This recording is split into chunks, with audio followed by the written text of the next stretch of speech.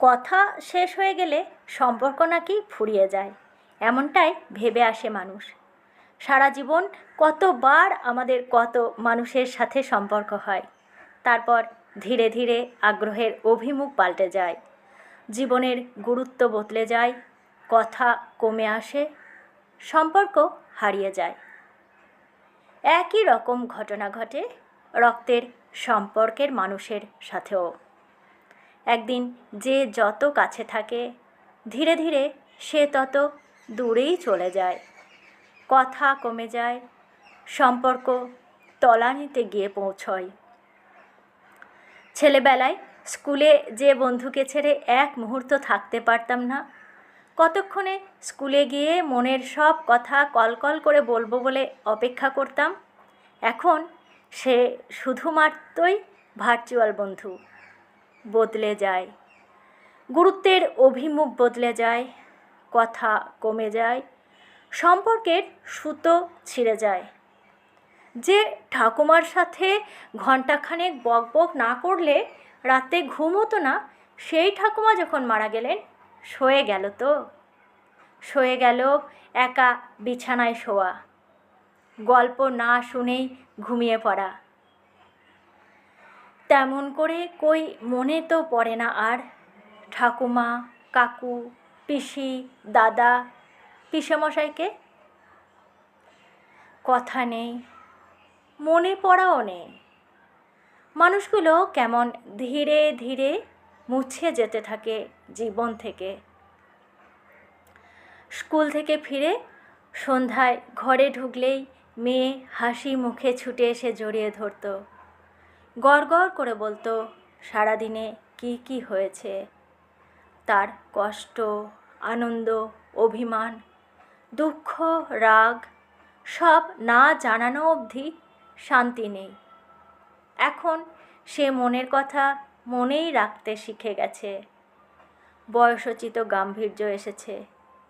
এটাই জীবন, কথা ফুরিয়ে যায়, কথা শেষ হয়ে যায়, পাখি বাসা ছেড়ে উড়তে শেখে।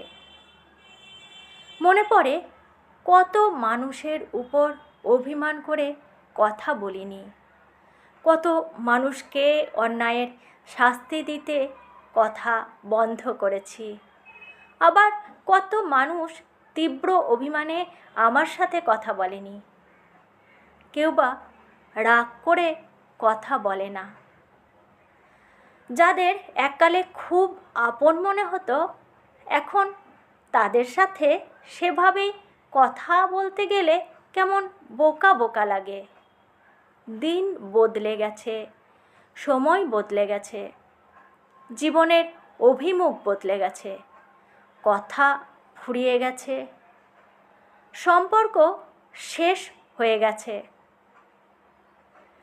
কথা না বলে আমরা মানুষ হারিয়ে ফেলি, সম্পর্ক হারিয়ে ফেলি।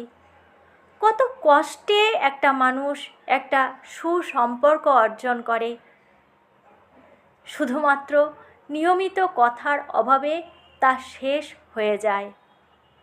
মানুষ সম্পর্ক খরচ হয়ে যায় অকারণে। কত ছোট জীবন, কত মূল্যহীন আমাদের রোজের চাওয়া পাওয়া, দুঃখ, রাগ, রোষ, ক্ষোভ, মান, অভিমান, অভিযোগ। একটা মানুষ নেই হয়ে গেলে কদিন তাকে মনে রাখে মানুষ? সাধারণ মানুষ বাতাসের মতন, বাতাস উষ্ণ হয়ে উপরে উঠে গেলে পার্শ্ববর্তী বাতাস ছুটে এসে শূন্যস্থান পূর্ণ করে, যেমন কেউ মারা গেলে আত্মীয় পরিজন, কাছের মানুষ তেমনি নিজেদের প্রয়োজনে তাকে বাদ দিয়ে দেয় ধীরে ধীরে। মরে যাওয়ার আগে তাই আর কাউকে বাদ দিতে ইচ্ছে করে না, কথা ফুরোতে ইচ্ছে করে না। মনে হয় কথা থাকুক, মানুষটা জমা থাকুক জীবনের হিসেব খাতায়। 2020 আমাদের অনেক কিছু কেড়ে নিয়েছে, আর কোনো সম্পর্ক হারাতে ইচ্ছা করে না। মনে হয় সবাই থাকুক, কথায় থাকুক, মনে থাকুক।